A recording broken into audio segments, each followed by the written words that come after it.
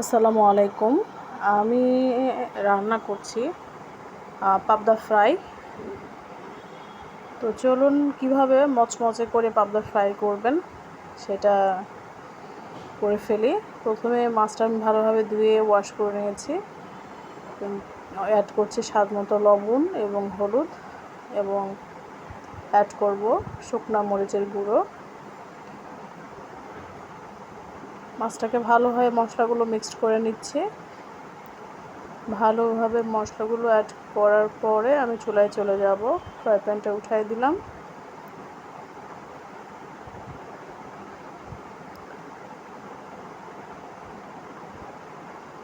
মোটামুটি একটু হিট করে নিয়ে তেল অ্যাড করে ফেলবো।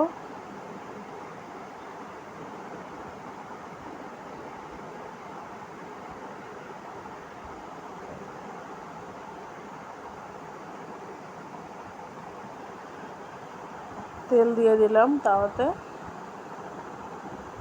এবং মাছগুলো পরপর সাজিয়ে দিব।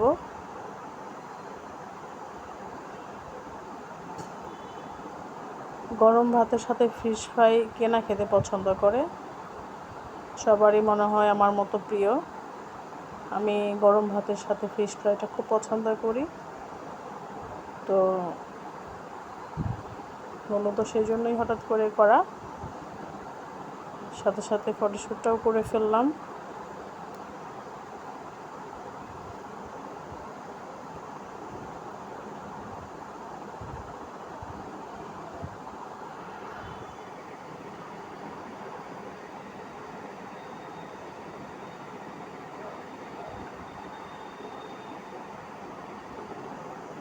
ভালো মতো এক সাইডে করে নিব।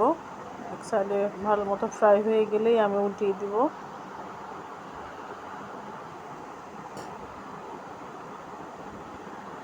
ভালো মতো ক্রিস্পি করতে চাইলে একটু লং টাইম ধরেই ভেজে নিতে হবে।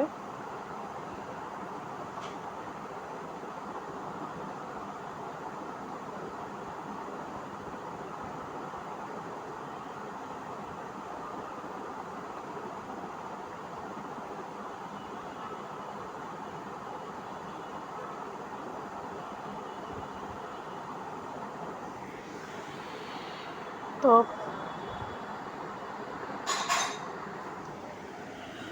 উল্টাই নিচ্ছি আমি ভালো মতো।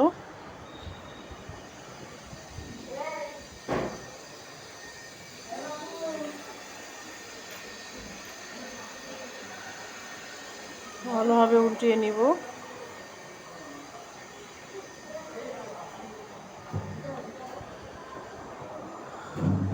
একের পর এক সব কয়টা মাছ আমি উল্টিয়ে নিব।